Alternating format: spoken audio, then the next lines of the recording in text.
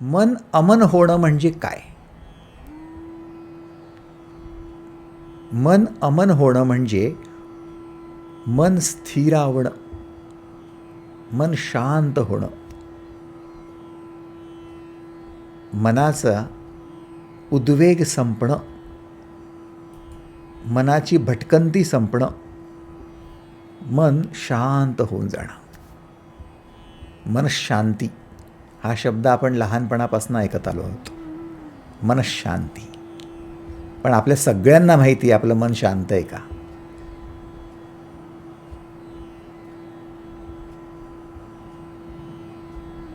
जेव्हा मन शांत असतं तेव्हा त्या झोपेमध्ये आपल्याला ठाऊक नसतं की आपण मनाशी संलग्न आहोत, संबंधित आहोत. आणि जेव्हा जागं होतो तेव्हा मनाच्या शांतीसाठी प्रयत्न करतो, पण मन शांत काही होत नाही, अशांत मन.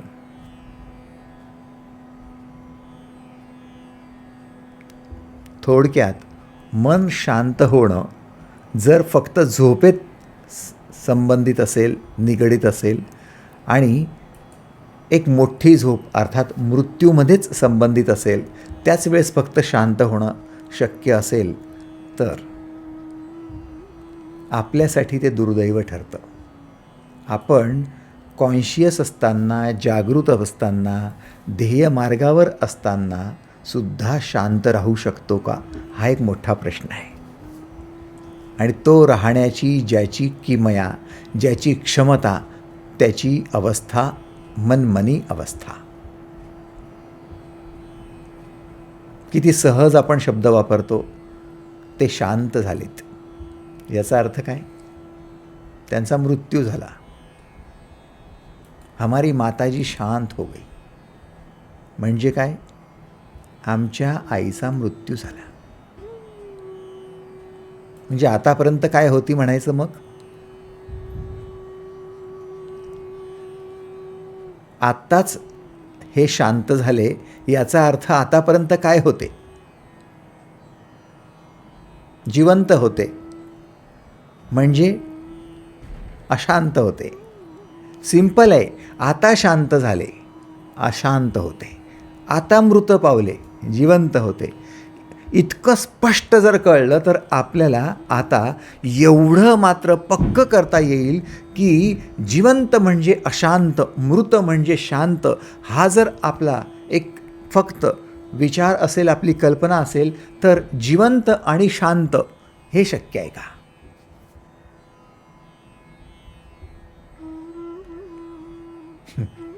जिवंत आणि शांत, येस, हे शक्य आहे.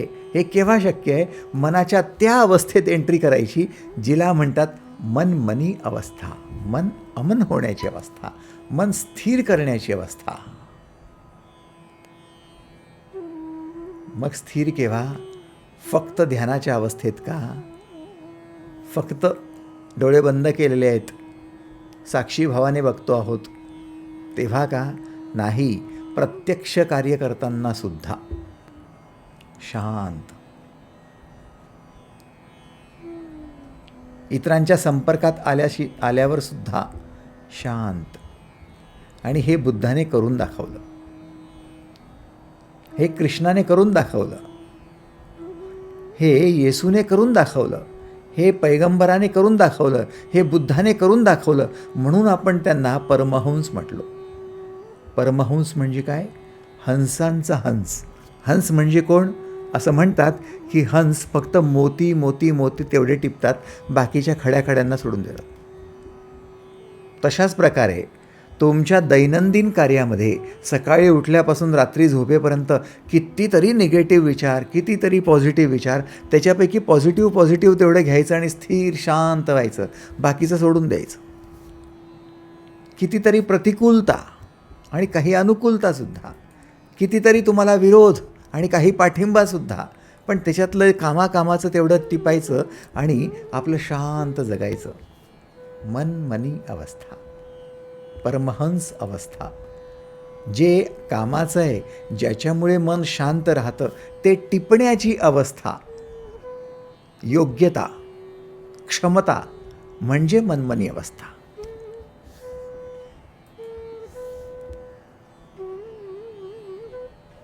हो, आयुष्यात कधी-कधी आम्ही असं केलेलं आहे. जे कामाकामाचं आहे, जे योग्य आहे, ज्याच्यामुळे मन शांत राहतं, त्याला आम्ही इम्पॉर्टन्स दिलं आहे, प्रायोरिटी दिली आहे, त्यालाच फक्त आम्ही सिलेक्ट केलेलं आहे आणि तेव्हा खूप छान वाटलेलं आहे. बाकीचे होते अशांत, पण तेव्हा मी मात्र शांत होतो आणि ते माझं अविस्मरणीय प्रसंग आहे. मित्रांनो, त्यावेळी तुम्ही त्या अवस्थेला टच केलं होतं, पण ते योगायोगाने आता आपण योग साधू शकतो.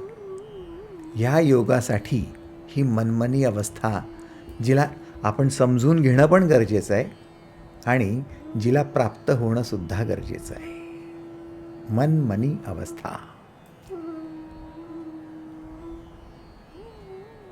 एवढं तर पक्क झालं मनात की बाबा, मन अमन होणं म्हणजे स्थिर होणं, मन नियंत्रित होणं. या अवस्थेला समाधी अवस्था म्हटलं आहे.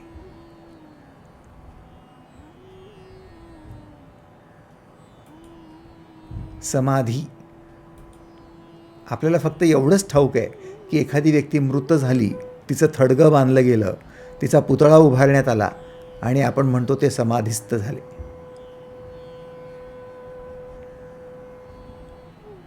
समाधीचा अर्थ काय आहे? सामावून जाणे म्हणजे समाधी. तुम्ही तुमच्या जीवनाच्या त्या शांतिमयी, जीवनाच्या त्या स्थिर अशा अवस्थेत सामावून जाणं म्हणजे शांती, म्हणजे स्थिरत्व. याला पूर्णतः समर्पित होऊन जाणं, त्याच्याशी एकरूप होऊन जाणं म्हणजे समाधी. कारण तुमच्या जीवनाची सगळ्यात उच्चतम अवस्था शांत अवस्था आहे, स्थिर अवस्था आहे. जर तुम्हाला शांती लाभली तर तुम्ही कधी अपेक्षा करत नाही की मी अशांत व्हावं म्हणून काहीतरी करेल. ती शांती तुम्हाला दीर्घकाळ असावी अशीच अपेक्षा असते. जर तुम्हाला स्थिरत्व लाभलं तर मी अस्थिर होऊन जावं अशी अभिलाषा तुम्ही करत नाही. तुम्हाला दीर्घकाळ स्थिर राहावंसं वाटतं. स्थिरत्व आणि शांती ही तुमच्या जीवनाची सर्वोत्तम मागणी आहे, सर्वोच्च मागणी आहे, सर्वोपरी मागणी आहे. आणि ही मागणी पूर्ण करणारी अवस्था, ती समाधीची अवस्था, त्यात सामावून जाण्याची अवस्था, ही अवस्था मनमनी अवस्था आहे, मन अमन होण्याची.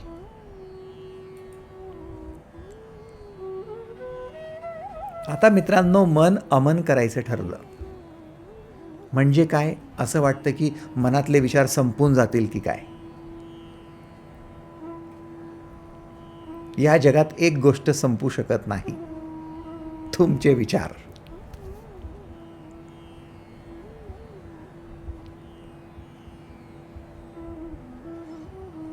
उभ्या आयुष्यात, जीवनात एक गोष्ट संपू शकत नाही, तुमचे विचार.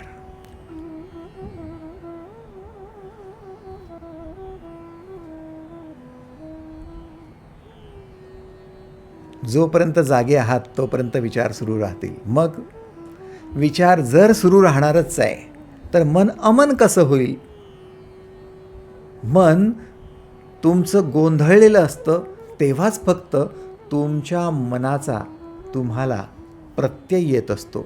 मन जेव्हा शांत असतं तेव्हा मन असणं आणि नसणं सारखंच असतं.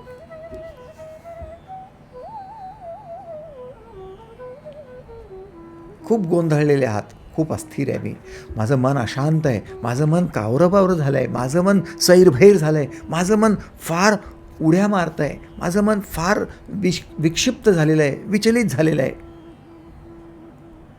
आणि जेव्हा मन शांत असतं तेव्हा सांगण्याची गरज पण पडत नाही. तेव्हा तुमच्या मनाचं असणं आणि नसणं सारखंच असतं. त्याला म्हणतात सामावणं. पिंड ब्रह्मांडात सामावतं म्हणजे काय? तुमचं मन ह्या ब्रह्माकार वृत्तीशी, म्हणजे संपूर्ण जेवढं काही ब्रह्म आहे त्याच्याशी एकरूप होऊन जातं. ब्रह्माकार वृत्ती बनते. म्हणजे तुमची सगळ्यात मोठी वृत्ती ब्रह्माकार वृत्ती. एकाकार होऊन जाता, अद्वैत होऊन जाता, पूर्ण ब्रह्मांडाशी एकरूप होतात. जोपर्यंत तुमचं मन विचलित असतं, गोंधळलेलं असतं, तोपर्यंत तुम्ही आणि ब्रह्मांड या दोघांमध्ये एक खूप मोठी रस्सीखेच सुरू असते. हा माझा, हा दुसरा, हा याचा, तो त्याचा, हा माझा समर्थक, तो माझा विरोधक, तुमच्यामध्ये कोणाबद्दल ईर्ष्या, तुमच्यामध्ये कोणाबद्दल द्वेष, तुम्ही आणि ब्रह्म म्हणजे तुम्ही आणि जग, तुम्ही आणि संसार, तुम्ही आणि इतर यांच्यामध्ये जी कंटिन्युअस रस्सीखेच सुरू असते, तिथपर्यंत तुमचं मन गोंधळलेलं. पण जेव्हा तुमची आणि त्यांची रस्सीखेच संपून जाते, तेव्हा तुम्ही आणि ते एक, तेव्हा तुम्ही ब्रह्म होता, ब्रह्माकार होता. अहम ब्रह्मास्मी, मी ब्रह्म झालो आहे. तुका आकाशा एवढा. आता कोणाशी वैर नाही, आता कोणाची ईर्ष्या नाही, कोणाचा द्वेष नाही. अशी ती अवस्था, समाधीची अवस्था, स्थिरत्वाची अवस्था, पूर्णत्वाची अवस्था, शून्यत्वाची, शांतीची अवस्था, ती मन अमन होण्याची मनमनी अवस्था.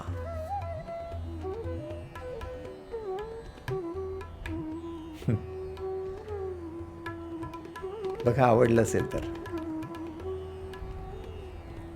आता तुम्ही म्हणाल मग अख्खं ब्रह्मांड का? नसेल अख्खं ब्रह्मांड तर सुरुवात फक्त तुम्ही आणि तुमची पत्नी दोघांपासूनच करा. चला, तुम्ही आणि तुमचा पती इथपासूनच करा. चला, तरी मान्य आहे का? हो, तुमचं विश्व केवढं? माझ्या पत्नी एवढं, माझ्या पती एवढं, जोडीदारा एवढं, एवढं विश्व माझं. चला, आता तुम्ही पत्नीची ईर्ष्या करू नका, तिचा द्वेष करू नका आणि पतीचा द्वेष किंवा ईर्ष्या करू नका. तुमच्या मनात पतीला घेऊन, पत्नीला घेऊन गोंधळ उरता कामा नये. एवढे तर शांत होऊ शकता. मुलांना घेऊन गोंधळ उडता कामा नये, एवढं तर घेऊ शकता. बस तिथपर्यंत जरी पोचले तरी तेवढ्या त्या पेरीफेरीमध्ये, त्या सर्कलमध्ये ज्यांना तुम्ही सामावलेलं आहे, तेवढं ब्रह्म एक झालं, तेवढे ब्रह्माकार झाले, तेवढे सामावले, तेवढी समाधी झाली, तिथपर्यंत आले तरी खूप झालं. चला, एंट्री मिळाली.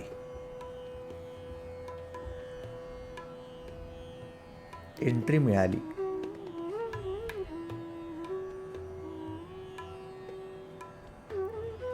आणि जेवढ्यांबरोबर तुम्ही सामावले जाता, जेवढ्यांबरोबरचा तुमचा द्वेष आणि ईर्ष्या बंद होते, तेवढ्यांबरोबर तुमचं मन जुळायला लागतं. तेवढं मन व्यापक होऊन जातं, ब्रह्माकार होऊन जातं. तेवढी वृत्ती तुमची ब्रह्माकार होते, तेवढे शांत होता. ताबडतोब नगद धर्म. उधार नाही की आज सामावून जा आणि उद्या शांती मिळेल. इकडे तुम्ही सामावले आणि तिकडे शांत, इन्स्टंटली.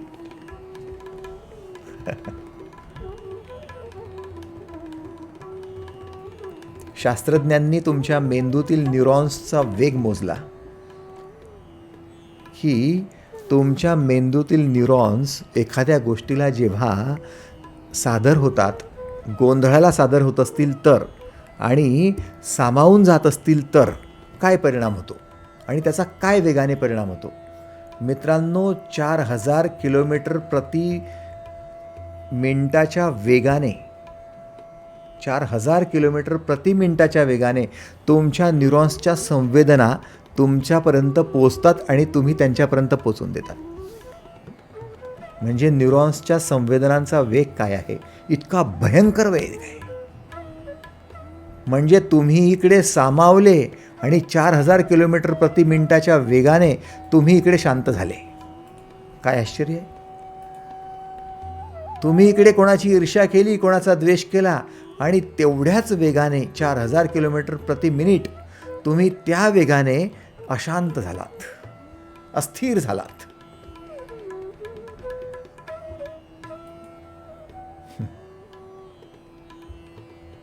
याचा अर्थ कळला ना, की त्या व्यक्तीशी बोलायला तोंड उघडताय त्याच्या अगोदर फक्त त्याच्याबद्दल ईर्ष्येचा विचार आला, त्याच्याबद्दल नुसता द्वेषाचा विचार आला, तरी इकडे अशांत होऊन गेलात.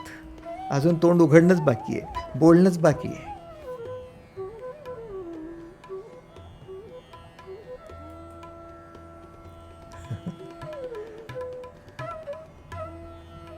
अध्यात्म याला साधना म्हणतं, की तुम्ही साधना करा. कोणाबद्दल ईर्ष्या नाही, कोणाबद्दल द्वेष नाही आणि ईर्ष्या द्वेषाचे विचार नाही. ते वाटतं तेवढं स्थूल नाही आहे बरं, वाटतं तेवढं सोपं नाही बरं. हे वाटणं म्हणजे साधी गोष्ट नाही आहे. नुसतं वाटण्याने होत नाही, प्रत्यक्ष सामावण्याने, त्याच्यामध्ये विलीन होण्याने, समाधिस्थ होण्याने, अमन होणं आहे. ही मनाची विशेष अवस्था, मनमनी अवस्था.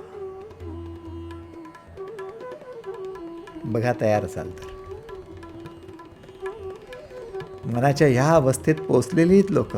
बुद्धाला बघा, महावीराला बघा, येसूला बघा, किती इन्स्टंटली. म्हणजे येसूला इकडे क्रूसवर चढवणं लोकांचं, त्याच्या हातांना पायांना, तळहाताला तळपायाला खिळे ठोकणं, कपाळाला तारेने वेष्टन करणं, छातीत खिळे ठोकणं, एवढं कुकर्म होत असताना सुद्धा शांत राहणं शक्य आहे का? हे चेक करण्यासाठी, हा प्रयोग करण्यासाठी येसू धजावतोय. मनमनी अवस्था आहे, समाधीस्थ अवस्था आहे, त्या सगळ्यांना सोबत घेऊन चालण्याची अवस्था आहे. ना त्यांच्याबद्दल ईर्ष्या आहे, ना द्वेष आहे. उगाच मसीहा आहे का? ह्या अवस्थेत जाता येतं. येस, बघा गेलेत लोक, त्यांनी दाखवलंय, प्रत्यक्षतः दाखवलंय. म्हणून ते आपल्या समाजांसाठी आदर्श आहेत. म्हणून त्यांचे अनुयायी लाखोने करोडोने आहेत.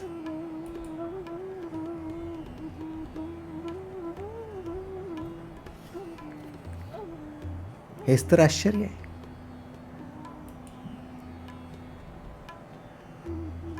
कुठल्या एखाद्या आतंकवाद्याच्या नावाने कोणता धर्म स्थापन होईल का हो?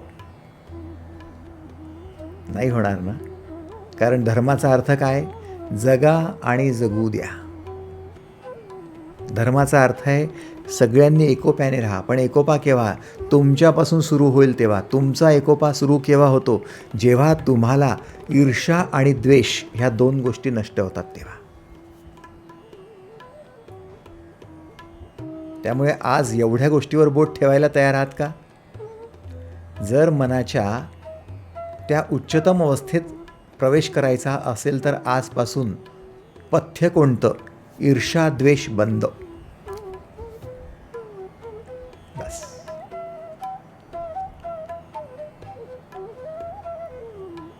मग हे अध्यात्माची पुस्तकं वाचल्यासारखं झालं का? नाही.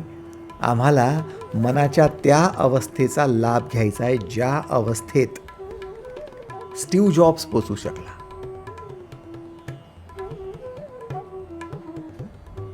स्टीव्ह जॉब्सला त्याच्या गुरुने शिकवलं होतं, today is the last day of your life. एक मंत्र दिला होता.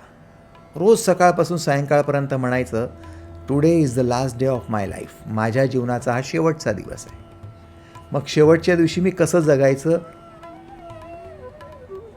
झोपा काढून जगायचं की आजचाच दिवस शेवटचा आहे, काम करून घ्यायचं? नाही, काम करेन. ओके, शेवटचा दिवस आहे, मग लोकांबरोबर कसं वागायचं? त्यांची ईर्ष्या करायची का? त्यांचा द्वेष करायचा का? त्यांची कॉपी करायची का?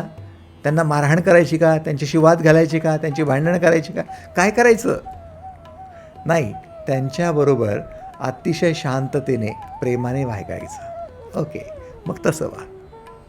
स्टीव्ह जॉबला एकच मंत्र देऊन टाकला, today is the last day of your life. आणि हा पठ्ठा हळू तो शेवटचा दिवस आहे असा विचार करता करता, तशी कल्पना करता करता तो शेवटचाच दिवस आहे या भ्रमातच जगायला लागला.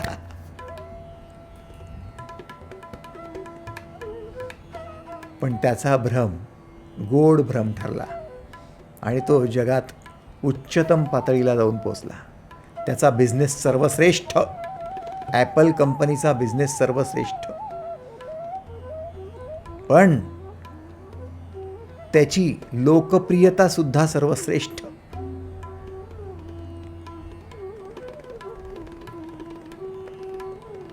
लोकप्रियता केवढी की स्टीव्ह राहिला नाही. हे ऐकल्यानंतर असं म्हणतात जगात सगळ्यात पहिल्या वेळी मोठी स्तब्धता निर्माण झाली होती सगळ्या युवा शक्तीमध्ये.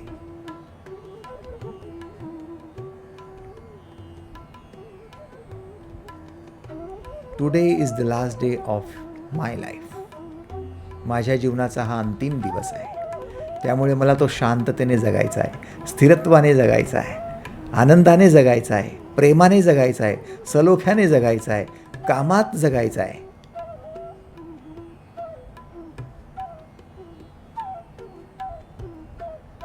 थोडा विचार करा मित्रांनो.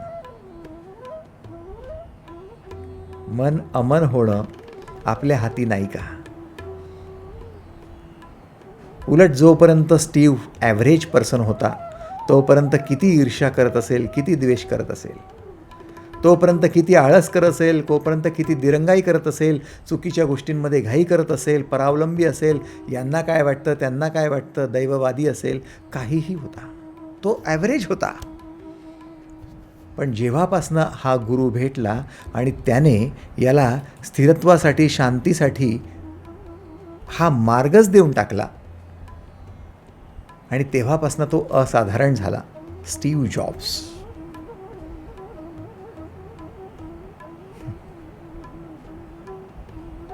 आश्चर्य आहे. मित्रांनो, थोडा विचार करा. हे सगळं शक्य आहे आपल्यासाठी जर आपण मनमनी अवस्थेत जायला तयार असू तर. आजपासून आपण राग द्वेष बंद.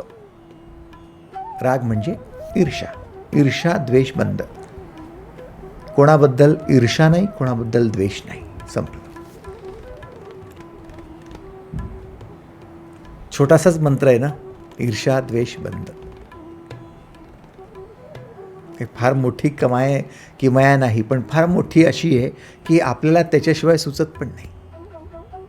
कारण ती वृत्तीच तशी होऊन गेली आहे. म्हणून आपण ॲव्हरेज आहोत. आपल्याला ॲव्हरेज बनण्याचं कारणच हे.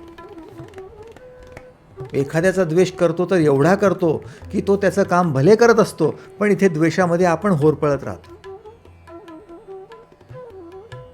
आपलं रक्त जळत राहतो, आपलं ब्लड प्रेशर वाढवत राहतो, आपली झोप लागत नाही, अनिद्रेचा त्रास होतो म्हणून औषधी घेत राहतो, झोप लागली नाही म्हणून कॉन्स्टिपेशन होतं, अन्नपचन होत नाही म्हणून आजारी पडत राहतो.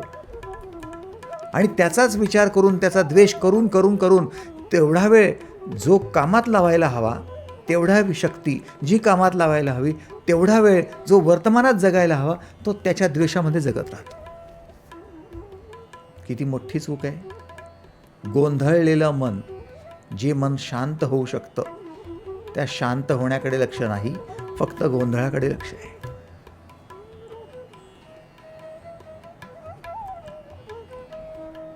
थोडा विचार करा. आम्ही गल्लीत असलो तरी गोंधळ आणि दिल्लीत गेलो तरी गोंधळ. आम्ही नेहमी गोंधळलेलोच आहे.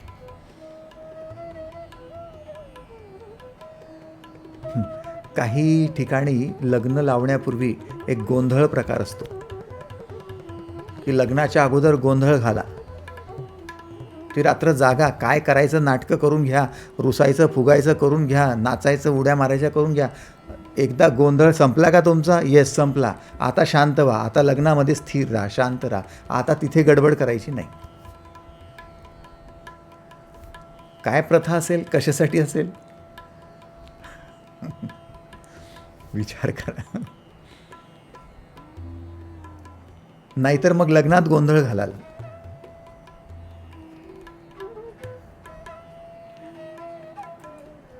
उभं आयुष्य जर शांत जगायचं ठरवलं तर दोनच गोष्टी, एकच मंत्र फक्त, ईर्ष्या द्वेष बंद. बस. कुणाजवळ आहे म्हणून माझ्याजवळ असलं पाहिजे नाही बाबा. आणि कोणाजवळ हे आहे म्हणून माझ्याजवळ तेच असलं पाहिजे नाही रे बाबा.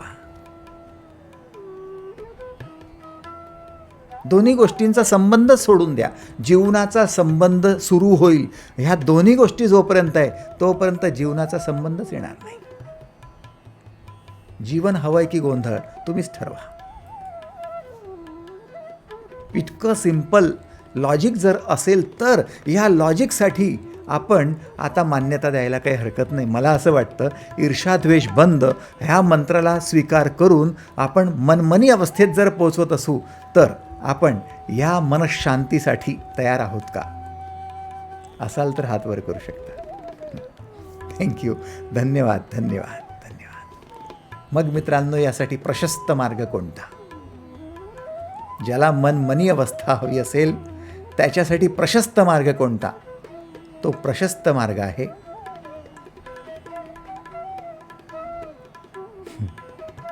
काम, अर्थ, काम, धर्म आणि मोक्ष. अर्थ, काम, धर्म आणि मोक्ष.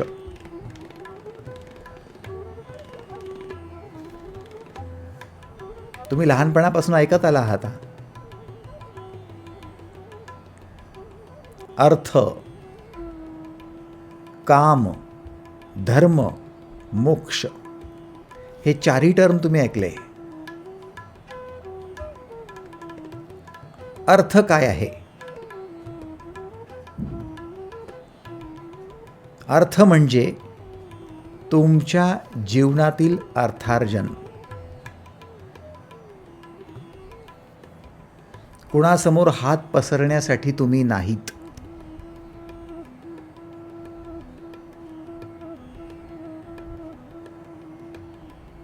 कुणासमोर भीक मागण्यासाठी तुम्ही नाहीत. स्वावलंबी व्हा, कष्ट करा, अर्थार्जन करा. रिटायरमेंटची अपेक्षा ठेवू नका. उभं आयुष्य रिटायर्ड होऊ नका. तुमचं अर्थार्जन तुम्हाला करता यायला हवं. अर्थ, तुमच्याकडे येणारा पैसा हा नीती मार्गानेच यायला हवा. अनैतिक पैसा योग्य नाही. भ्रष्टाचाराचा पैसा योग्य नाही. कोणाला पिळून, कोणाला फसवून, कोणाला दगाफटका करून, कोणाचं नुकसान करून, कोणाची गळचेपी करून, कोणाला दाबून तो आलेला पैसा कामाचा नाही. येईल, पैसा येईल, पण शांती येणार नाही, एवढं पक्क. पहिल्या तुमच्याकडून प्रॉमिस घेण्यात आलेलं आहे पहिलेच, की तुम्हाला शांती, मनशांती हवी का? तुम्ही येस म्हटलात म्हणून हा मार्ग.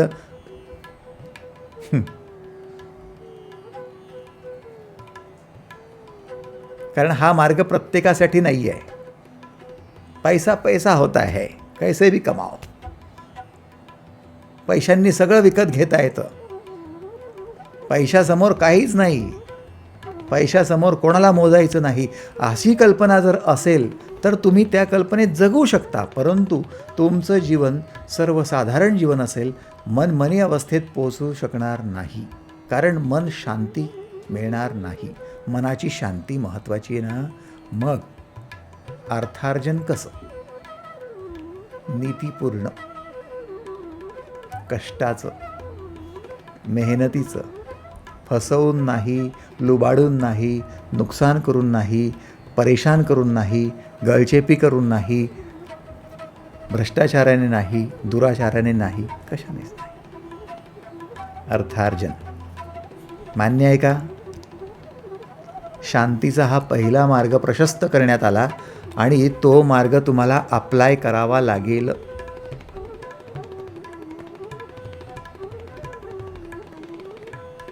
काही लोकांनी अर्थार्जन करायचंच नाही म्हणून संन्यास घेऊन टाकला, की नको बाबा त्या भानगडीतच पडायचं नाही म्हणून आपलं घेतलं कमंडलू आणि उठले आणि निघाले एखाद्या आश्रमात जाऊन राहूया. ते लाचारीचं जीवन आहे. कारण त्या आश्रमांमध्ये जर चुकीचे कामं होत असतील तर त्याच्यामध्ये तुम्ही सहभागी व्हाल ना. तुम्ही जागृत आहात, स्वयंशिस्त बाळगा, स्वयंशासित व्हा.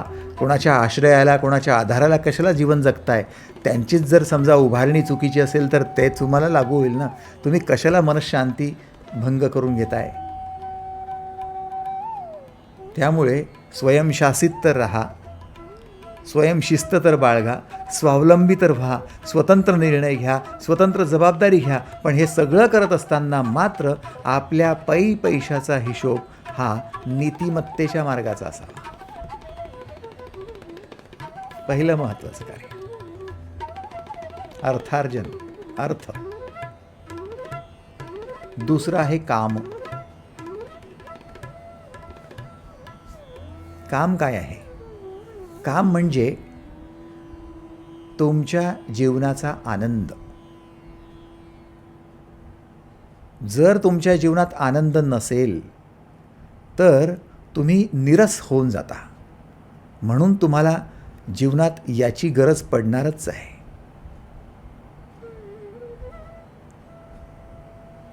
काम म्हणजे काय? काम म्हणजे तुमच्या जीवनातील प्रत्येक गोष्टीचा उपभोग. तुम्हाला जेवण करायचं आहे, त्या जेवणाचा स्वाद तुम्हाला मिळाला तर तुमच्या जेवणाला अर्थ उरतो. तुम्ही ज्या घरात राहताय त्या घराचा तुम्हाला आनंद लुटता यायला हवा. ज्या कुटुंबियांसोबत आहात त्यांच्यासोबत आनंदी आणि खेळकर वृत्तीने राहता यायला हवं. मनःशांती बघा संबंधित आहे या गोष्टींशी. तुम्ही जिथे नोकरी करताय त्या नोकरीमध्ये तुम्हाला रस घेता यायला हवा. तुम्ही जो व्यवसाय करताय त्या व्यवसायामध्ये तुम्हाला आनंद लुटता यायला हवा. तुम्ही ज्या टूरवर जाताय, ज्या लोकांसोबत मिसळताय त्या लोकांबरोबर तुम्हाला आनंद घेता यायला हवा. हे सगळं जर तुम्ही करू शकलात आणि तुमच्या सकाळपासून सायंकाळपर्यंतच्या प्रत्येक गोष्टीशी संलग्न आनंद जर निर्माण करू शकलात तर तुम्ही तुमच्या जीवनाचा उपभोग घेताय. तुमच्या प्रत्येक कार्याचा उपभोग घेताय. तुम्ही तुमच्या सानिध्यातील लोकांच्या अस्तित्वाचा उपभोग घेताय. काम. पण जसं काम संपतं तसं कामना सुरू होऊन जाते. आणि मग कामना म्हणजे काय? तुमच्या समोर झालेल्या सादर गोष्टींना सोडून तुमच्यापासून थोड्या दूर असलेल्या अंतरावर असलेल्या गोष्टींकडे आकर्षित होत जाणं आणि त्या गोष्टींकडे वारंवार आकर्षित झाल्यामुळे, विचार करत असल्यामुळे, त्याच गोष्टींच्या कल्पना करत असल्यामुळे हाती असलेल्या गोष्टींचा उपभोग न घेता फक्त त्या गोष्टींकडे लालसेने पाहत राहणे, त्याचा लोभ करत राहणे.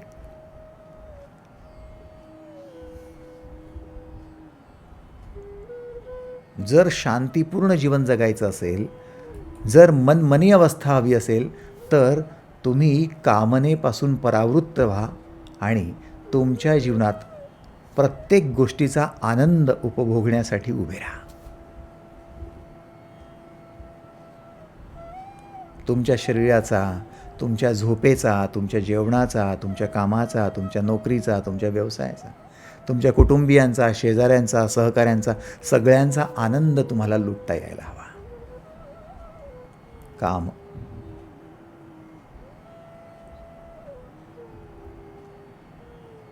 ॲग्रीड? अर्थ, काम. तिसरं आहे धर्म. धर्म काय? धर्म अर्थात ज्यांच्यासोबत तुम्ही आहात, ज्यांच्या माध्यमाने तुम्ही आनंद लुटू इच्छिता, ज्यांच्या माध्यमाने तुम्ही तुमचं अर्थार्जन करू इच्छिता, ज्यांच्या माध्यमाने तुम्ही तुमचा काम म्हणजे आनंद प्रकट करू इच्छिता, त्या सगळ्यांना तुमच्या एवढीच मुभा देणं म्हणजे जगा आणि जगू द्या. लिव्ह अँड लेट लिव्ह, जिओ और जीने दो, या महत्त्वपूर्ण,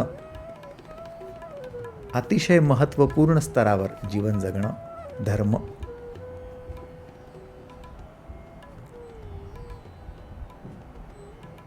जेवढा आनंद तुम्हाला लुटायचा आहे तेवढा आनंद इतरांना नाही का?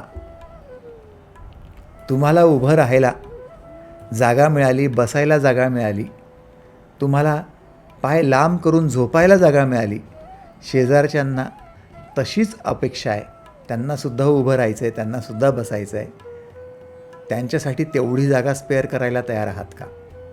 धर्म.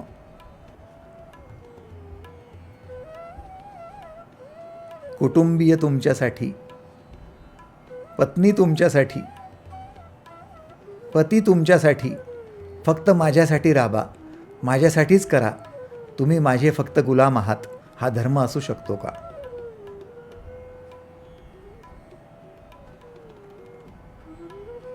तुमचा जन्म फक्त माझ्यासाठी राबायला झाला, हा धर्म असू शकतो का? कशी मनःशांती असेल? मनःशांतीसाठी तुम्हाला हा मार्ग असूच शकत नाही. याचा अर्थ असं नाही की लोक राबवणारे नाही आहेत, लोक गुलाम बनवणारे नाही आहेत, लोक पिळून घेणारे नाही आहेत, आहेत ना. पण ते सर्वसाधारण राहतील. ते मनःशांतीच्या अमन अवस्थेत किंवा समाधी अवस्थेत पोहोचू शकणार नाही. तुम्हाला वाटत असेल की आम्ही पुस्तकं वाचू आणि आम्हाला अध्यात्माची समाधी अवस्था प्राप्त होऊन जाईल, खूप ज्ञानी झालोत. नाही, ते कोरडं ज्ञान आहे, कवडीचं कामाचं नाही. पुस्तकांच्या वाचनाने किंवा सुभाषितांच्या गायनाने कोणत्याही व्यक्तीला मोक्ष मिळू शकणार नाही, कोणत्याही व्यक्तीला पूर्णत्व मिळू शकणार नाही. त्यासाठी तुम्हाला धर्मच फक्त अंगीकारावा लागेल. धर्म आहे जगा आणि जगू द्या, प्रत्यक्ष कृती करा.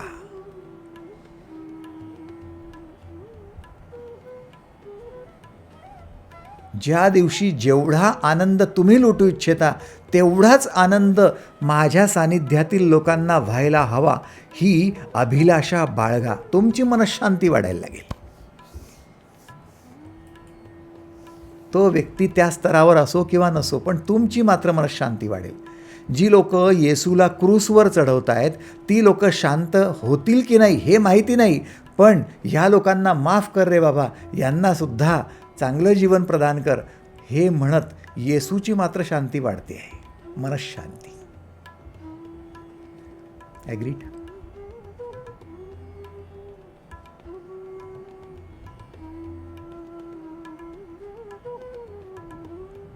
तुम्हाला धर्माच्या रस्त्यावर चालावं लागेल, कारण तुम्ही मनमनी अवस्थेत पोहोचू इच्छित आहे.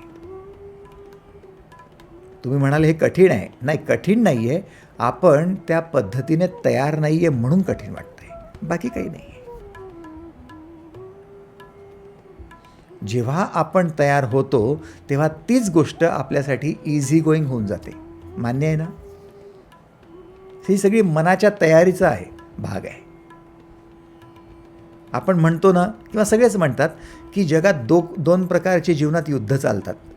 एक युद्ध जे स्वतःशी सुरू असतं आणि दुसरं युद्ध जे जगाशी सुरू असतं. एक युद्ध जे स्वतःशी सुरू असतं आणि दुसरं जे जगाशी. म्हणजे युद्ध म्हणजे काय? एक स्वतःने निर्माण केलेली प्रतिकूलता आणि एक जगाने निर्माण केलेली प्रतिकूलता. आणि दोन्ही युद्ध करता करता आपण थकून जातो. पण त्यातल्या त्यात स्वतःशी सुरू असलेलं युद्ध जर थांबवू शकलात ना, तर एकच युद्ध उरतं, जगाशी. पण आपण नेमकं स्वतःसाठी पण प्रतिकूल असतो आणि जगही आपल्यासाठी प्रतिकूल असतं, म्हणून आपल्याला डबल युद्ध करावं लागतं, दुधारी तलवार वापरावी लागते आणि तिथे मात्र त्रास होतो.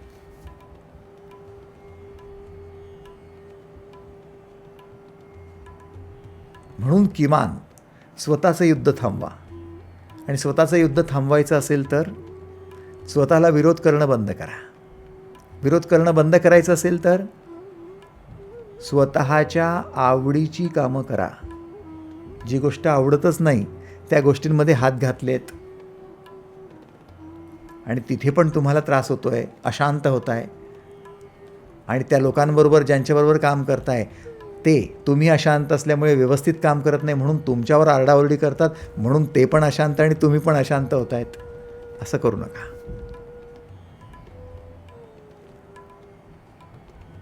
धर्म, तुम्ही शांत व्हा, त्यांना शांत राहू द्या.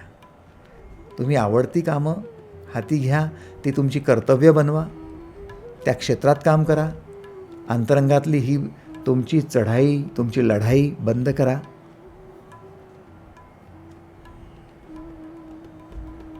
धर्म. आणि चौथा आहे मोक्ष. मोक्ष म्हणजे काय? मोक्ष म्हणजे जीवनाचं ज्ञान, परिपूर्ण ज्ञान.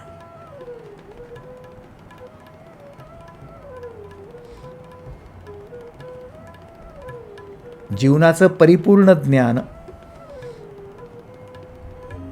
सगळं कळलं, जीवन काय आहे कळलं, मोक्ष झाला. पण अज्ञानपोटीच जर मृत्यूला सामोरं जावं लागलं, अज्ञानपोटीच जर नातेसंबंधांना सामोरं जावं लागलं, व्यवहाराला सामोरं जावं लागलं, तर जेवढेही आफत तयार होते, जेवढ्या अडचणी निर्माण होतात, जेवढ्या गोंधळ निर्माण होतात, त्या सगळ्या गोंधळाने उभं आयुष्य बेचिराख होऊन जातं, उद्ध्वस्त होऊन जातं, ध्वस्त होऊन जातं. ते आता बंद झालं, आता ज्ञानी झालो. मोक्ष. आता व्यवहारामध्ये अडचणी येणार नाहीत. आता नातेसंबंधात अडचणी येणार नाहीत. आता जीवनात अडचणी येणार नाहीत. ज्ञानी झालो.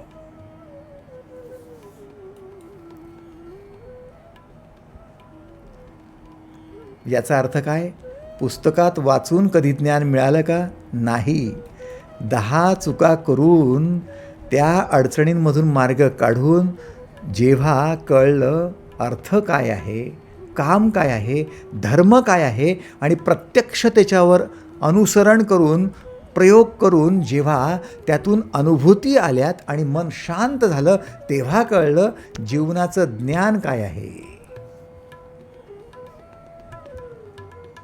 आता जिवंत राहिलो काय आणि नाही काय? आपण शांतच आहोत. त्यामुळे हवं तिथपर्यंत शांत जीवन जगा, हवं त्यावेळी जीवनाला त्याग करून टाका. आता मोक्षच मोक्ष आहे, मुक्तीच मुक्ती आहे. गोंधळातून मुक्ती, ईर्ष्या द्वेषातून मुक्ती, संतापातून मुक्ती, परेशानीतून मुक्ती, दुःखातून मुक्ती, हाच मोक्षाचा मार्ग आहे. आश्चर्य वाटतंय?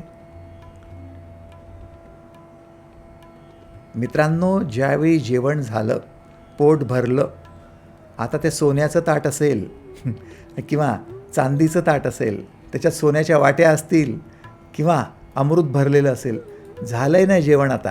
आता जेवण झालं आहे, त्याला तुम्ही सरकवून देणार. Agreed or not?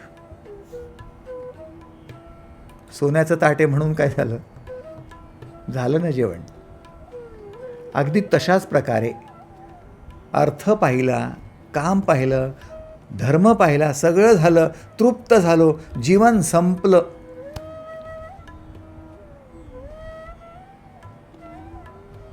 आता सरकवून द्या. समाधी, मनमनी अवस्था, मोक्ष. आश्चर्य वाटतं ना की वयाच्या 20व्या वर्षी ज्ञानेश्वराने समाधी का घ्यावी? वयाच्या 39व्या वर्षी विवेकानंदाने समाधी का घ्यावी? ह्या लोकांना काय पडले होते? यांना काय प्रॉब्लेम होते का? हे का जगत नव्हते? जेवण झालं, ताट सरकवून दिलं, समाधी.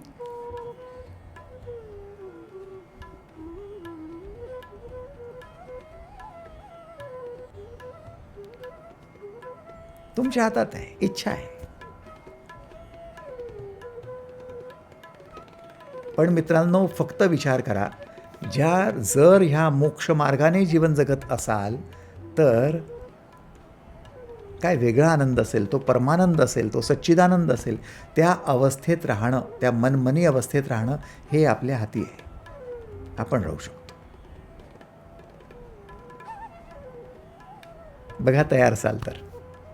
आणि जर ही मनोवृत्ती आजपासून निर्माण करण्याची तयारी असेल तर मंत्र छोटासाच मंत्र आहे, ईर्ष्या द्वेष बंद.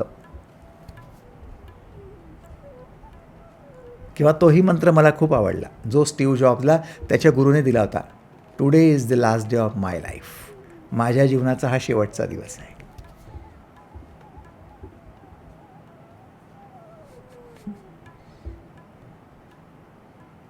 मनमनी अवस्था, स्तंभित करून टाकणारी अवस्था. जीवनाला फक्त आदर्शच नाही तर जीवनाला शांती प्रदान करून, स्थिरत्व प्रदान करून जीवनाला परिपूर्ण बनवणारी अतिशय महानतम अवस्था.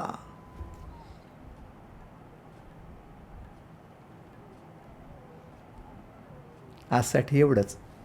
धन्यवाद.